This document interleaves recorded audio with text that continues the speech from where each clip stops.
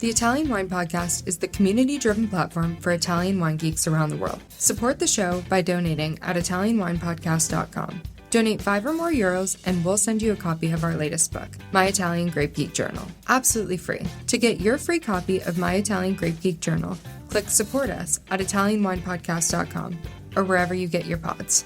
Grazie mille.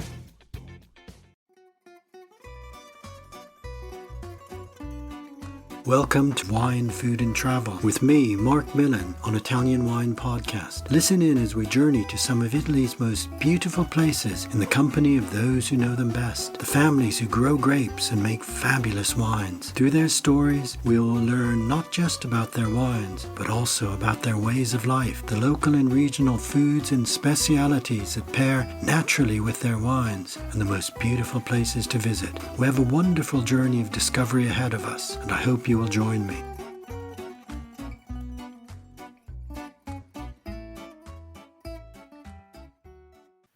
Welcome to Wine, Food and Travel with me, Marc Millon, on Italian Wine Podcast. Today it's my great pleasure to travel to the Cilento in southern Campania to meet my guest, Ester Spasiano of Il Colle del Corsicano. Salve Ester, thanks so much for being my guest today. How are you, and is it a beautiful day in Castellabate? Good morning. Yes, it is a beautiful and a sunny day here in Castellabate today. Oh, I can imagine that it's a very special place to be. Yes.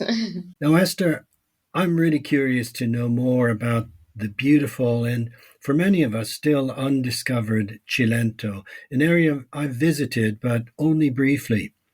Cilento, south of Naples, in the province of Salerno. It's a declared UNESCO World Heritage Site, an accolade granted only to the most special places in the world.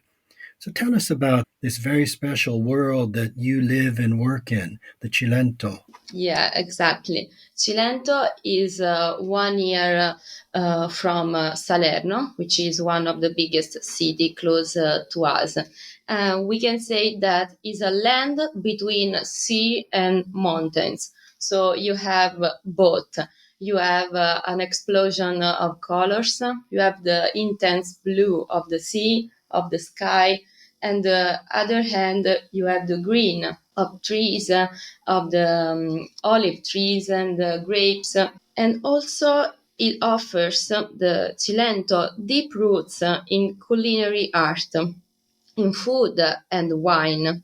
That's why this is the place of the Mediterranean diet. It is known in all around the world. Oh, I'm really interested to explore that topic a little bit later. It sounds just such a beautiful place. And of course, it has a lengthy history going back to antiquity. I visited the wonderful Greek ruins at Paestum. The Romans used to come to Cilento for their holidays and built sumptuous villas. And even back then, it was an area that people were attracted to it by the abundance and quality of the food and wine. Yeah, absolutely. It is full of unspoiled nature. So everything is so natural. There's not a lot of urbanistic here. Okay. It's somewhere I really am looking forward to discovering and exploring more. Exactly. Now, Esther, tell us about Il Colle del Corsicano. It's a relatively young company, isn't it? Tell us the story. Yes, it is a new company. It started exactly in 2017. But this is just the officially part, because if we want to go back in the years, we can discover it has a long story. A long story full of tradition that meet innovation. In fact, the Colle del Corsicano is the fourth generation of people cultivating grapes and olive trees on these lands. All in the family, the same family? The same family, exactly. This is the fourth generation. And then Alferio, which is the owner, decided to open this business in 2017 and make his wine like he wanted to do, to express all the particularity of the Cilento. So the family had always had the land, grew grapes, grew olives, made some wine and olive oil, but it wasn't a commercial wine company. And it was Alferio then who decided that this land has the potential to make something important. And so that's when Colle del Corsicano was started. Yes, exactly. Il Colle del Corsicano is a name that takes place in the past. The name of this little colle, like a little mountain, was called Il Colle del Corsicano in the past. And then it became the name of the business. Okay, so tell us about the business. Tell us about the vineyard sites. This business has two vineyards. Like I was saying before, Cilento has a part close to the coast and a part in the hinterland. So we have a vineyard very close to the sea. It's just a few meters up to the sea, like 8 meters. So very, very close. And a second vineyard that is in the mountains. So we have two different parts.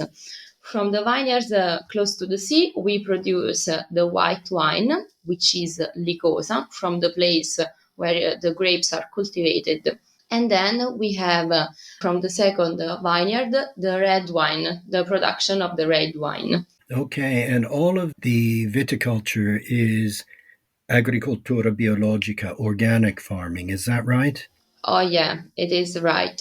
We only use a few products for cultivating the grapes, and they are 100% organic. Why was that important for Alferio when he decided to make the business? Why did he decide to work organically? He decided to work organically because he don't want to destroy the land where he's from. He wants instead to make it rich and don't change a lot the areas. Okay, so he wanted to really make wine as his grandparents and parents had been doing before him, naturally as possible. Yes, naturally as possible, and make the vineyard like a garden. In fact, if you come in the vineyard, you will find red roses, yellow roses, white roses, because he really likes to make it a place where it's nice to stay and spend time. Okay, and I'm interested too that you first of all told us about the two aspects of Cilento, the sea, the Tyrrhenian Sea, and the hinterland, which is wilder. And your vineyards are reflecting both those sides of Cilento. Let's first talk about the Licosa, the Punta Licosa vineyard, where you're making a white wine. I'm just going to mention those wonderful Greek temples in the Cilento at Paestum, some of the most beautiful Doric temples anywhere in the world. And so this is really an ancient land where grapes have probably been cultivated for 2,500 years.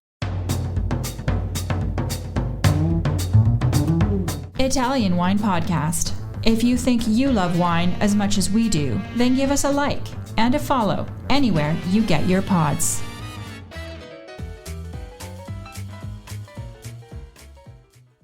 Exactly.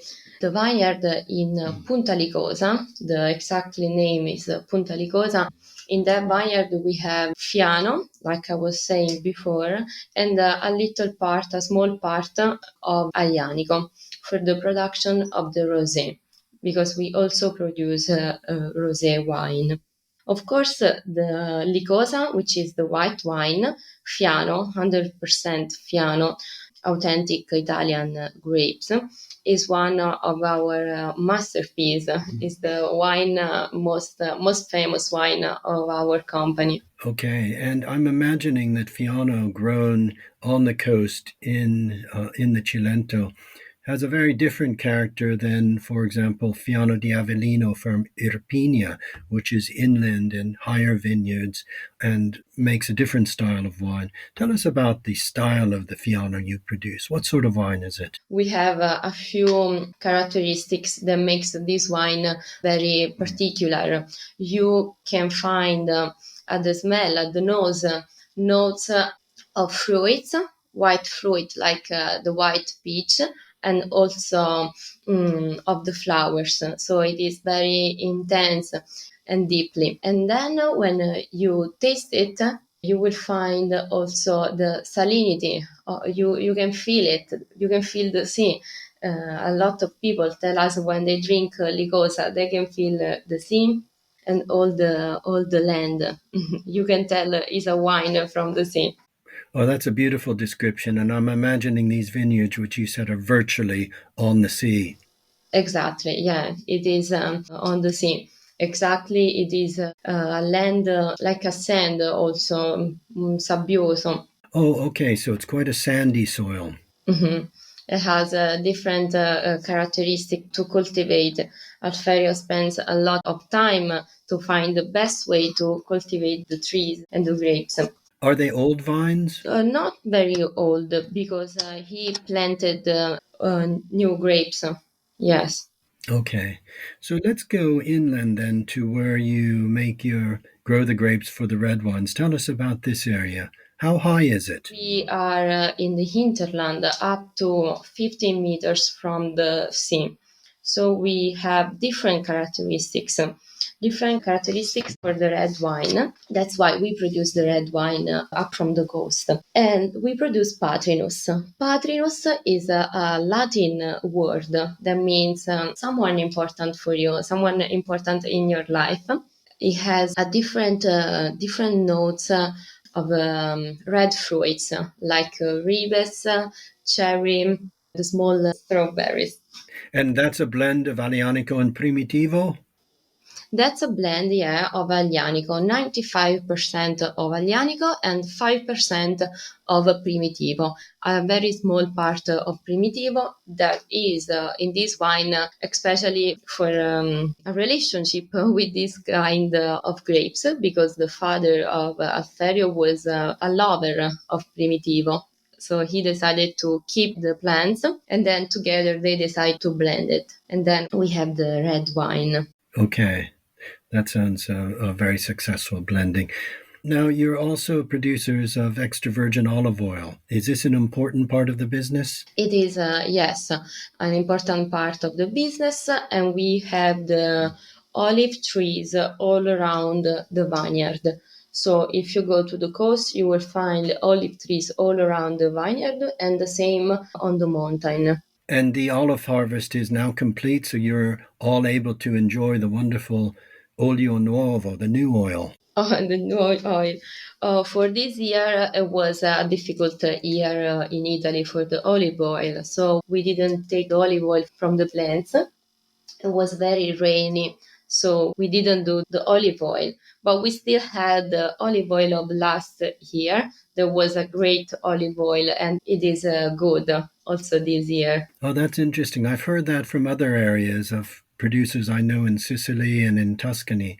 They suffered the same problems. And is that the case with olive oil, that if you have a really good year, it's often followed by a less good year? Oh, yeah, it could happen. This year in particular, we had a few months like May and June full of rain, following then by days full of heat and a lot of sun, and destroyed a little bit the life of the olive trees for this year. Okay.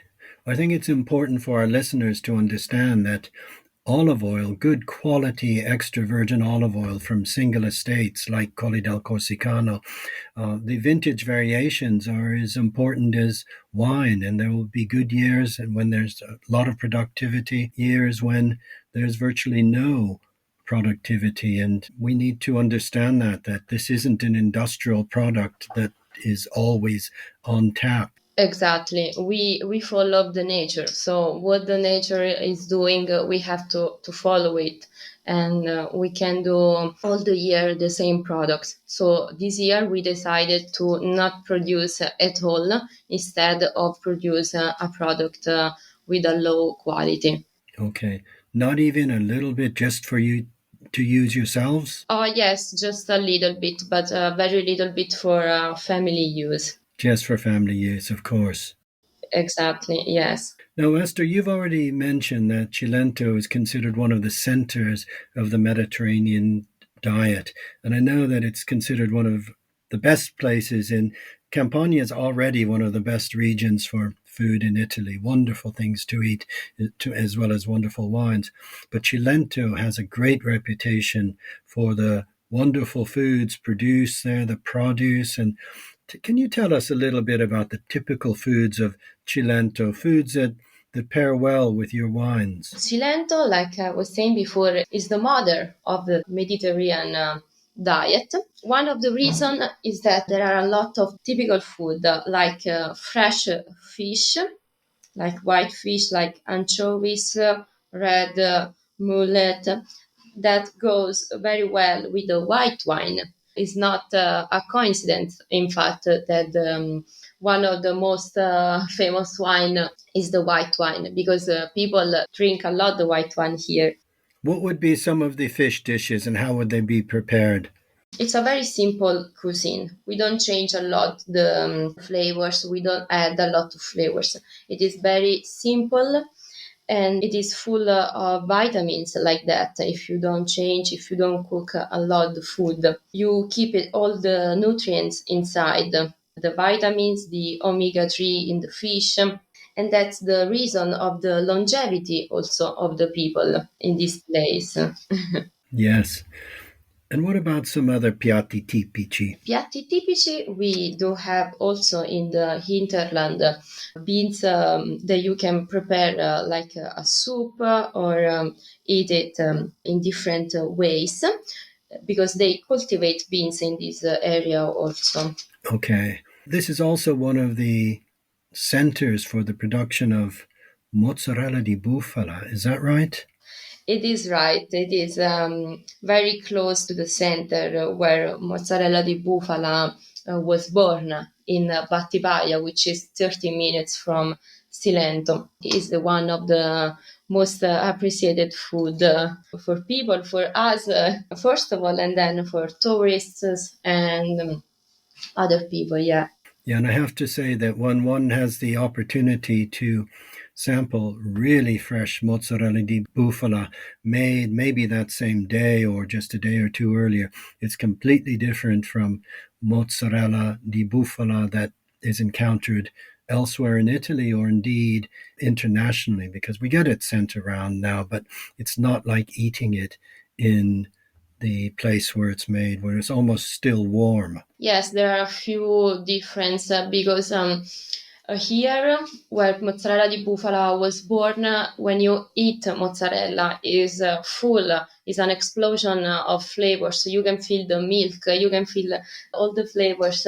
It's not the same when I eat it all around the world.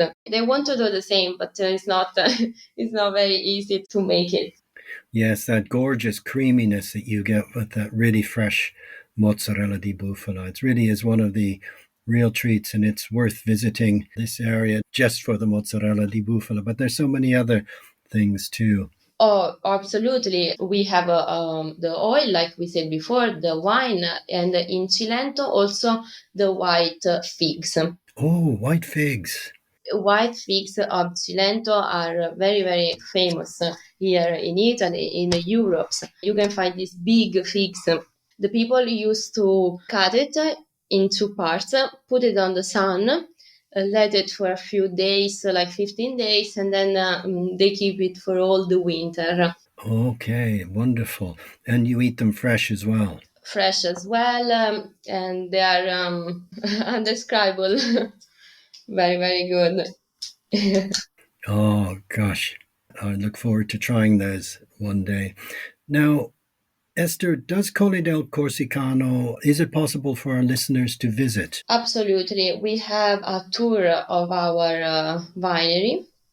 You can do that on reservation and visit the winery and also taste the wines, the three wines that we produce, the white, the rosé, and the red wine. Okay. Also eat some local aperitif, like just a little aperitif to combine the wine. What would you have for the aperitif? For the aperitif, we have bruschetta with fresh tomatoes from our garden. And your wonderful oil? And absolutely our wonderful oil. And then we have veggies, different veggies, always from our garden for the people that comes here. Oh, that's a wonderful way to taste wines, I think, when you can actually be tasting alongside the way you drink the wines yourselves then. Mm-hmm. Absolutely. Well, Esther, you've really shared the story of Colle del Corsicano and also taken us to Cilento, which is a different world. It's very different from, say, Naples or the busyness of the Amalfi. It's quieter, it's stunningly beautiful. There are lots of other activities to do as well, aren't there? What do people come to Cilento to enjoy? When people come here, they can enjoy the sea, they can enjoy the tour with the boats, they can go to Punta Licosa, which is a little island in front of the sea of our coast. And also they can enjoy different grotte inside the coast, and the food, the mountains, all the activities that they can do here. Well, it sounds wonderful, and I'm anxious to visit myself, so I hope that I can do that before too long, and if I can, I will certainly try to come down to Colle del Corsicano and find you. Absolutely. We will wait you, and we will be very happy to have you here. Well, I hope our listeners will also find their way to you.